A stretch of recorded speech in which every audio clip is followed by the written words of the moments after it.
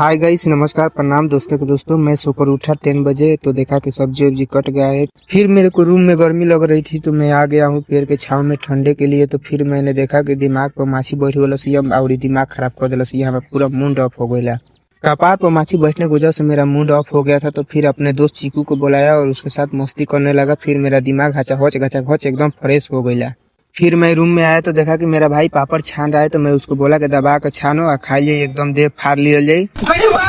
फिर पापड़ छनाने के बाद में मैं बैठकर स्लोली स्लोली खाए लगनी है, एकदम आराम से मौजे में हंसते हुए खाए लगनी है। फिर मैं चाय पी रहा था तो देखा कि मेरा भाई एक आदमी के मूरी में पेंट कर रहा था, एकदम सटासट खचाखच एकदम हचाहच पेंट कर रहा।